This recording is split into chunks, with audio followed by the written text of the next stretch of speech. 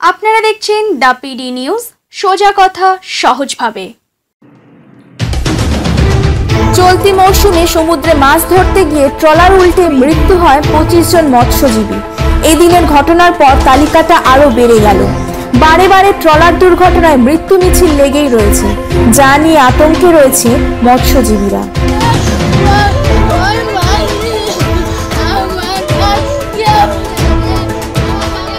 Police ও স্থানীয় সূত্রে জানা যায়, আবহাওয়া অনুকূল থাকায় কাকদ্বীপ মহকুমার বহু ট্রলার কয়েকদিন আগে গভীর সমুদ্রে পাড়ি দিয়েছিল মাছের সন্ধানে। কিন্তু হঠাৎই এদিন বিকেল থেকে আবহাওয়ার অবনতি ঘটায় সমুদ্রের উত্তাল ঢেউ থেকে নিজেদের বাঁচাতে এদিন রাতেই সব মৎস্যজীবীরা ট্রলার নিয়ে উপকূলের কাছাকাছি ফিরে আসে। তবে উত্তাল সমুদ্রের ঢেউ থেকে রক্ষা পেল না দক্ষিণ 24 পরগনা জেলার কাকদ্বীপের এফবি পারমিতা নামক ট্রলারটি। ঘটনাটি ঘটে মঙ্গলবার রাত 8টা নাগাদ লুথিয়ান দ্বীপের কাছে।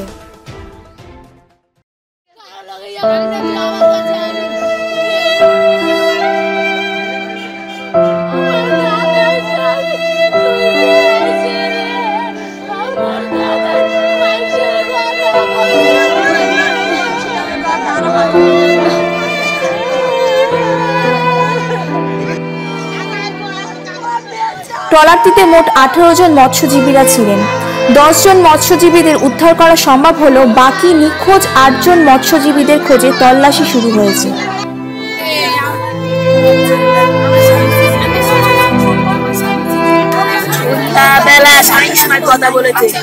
বলেছে আসবে, আমার ছেলে কথা বলছে ঠাকুমা, বাবা তার কথা বলছে না, তার ভিতরে আর পাচ্ছি না ফোনে রে ভাই, আর ফোনে আর আমি কথা বলেছি, শাশুড়ি কথা বলেছে, ছেলে কথা বলেছে, ছেলে কথা বলতে বলতে বলছে আমার বাবা আর কথা বলছে না ঠাকুমা, আমার বাবা তো আর কথা বলছে না। আমার দাদা কালকে সন্ধ্যাবেলা আসার সময় ট্রলার ঢুকছে যখন, তখনও ফোন করছে, আমার মার সাথে কথা বলেছে, বলছে মা আমরা ঘাটে ঢুকছি, মানে ফোন করতে করতে মনে ওইখানে উল্টে গেছে, ট্রলার ওই অবধি বন্ধ হয়ে গেছে, আর আর কোনো দাদার কথা নেই, এই অবধি আমার দাদার কোনো সাড়া নেই। জানি না, আমার দাদা আর নেই, সবাই বলছে নেই, আমার দাদা, আমার মার একা একা পানি।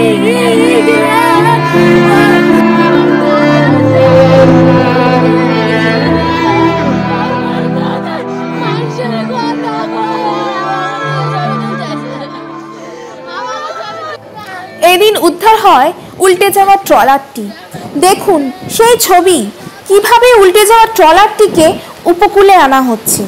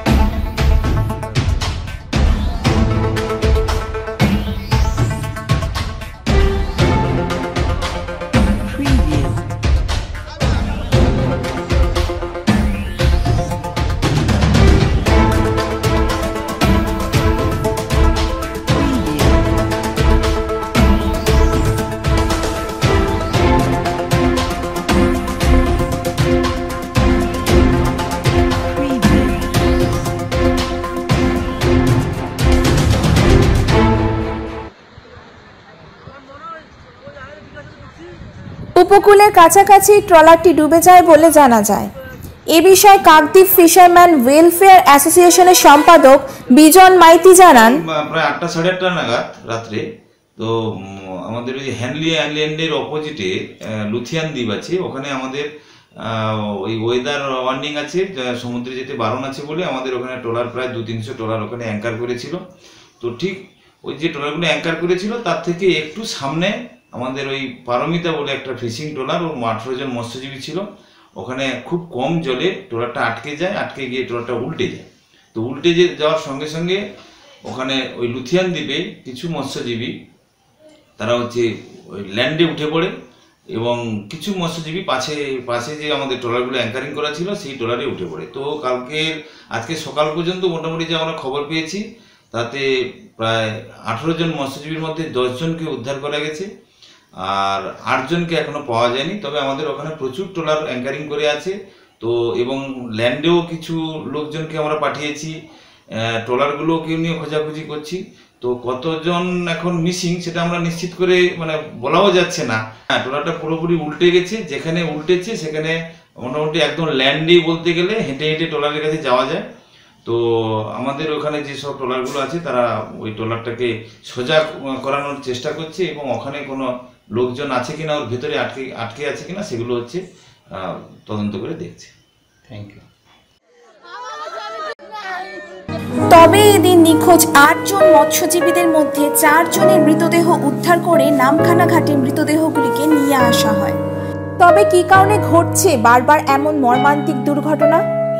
তাহলে কি প্রশাসনের গাফিলতিতে আবহাওয়ার সতর্কবার্তা মৎস্যজীবীদের কাছে সময় মতো পৌঁছায়নি, নাকি মৎস্যজীবীদের নিজেদের মধ্যে রয়েছে সচেতনতার অভাব?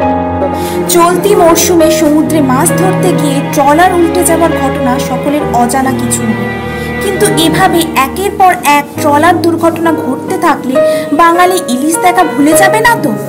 এর কি আদৌ কোনো সুরাহা মিলবে, তা নিয়ে প্রশ্ন উঠছে সব মহলে। কাকদ্বীপ থেকে অনিমেষ মণ্ডলের রিপোর্ট, দ্য পিডি নিউজ।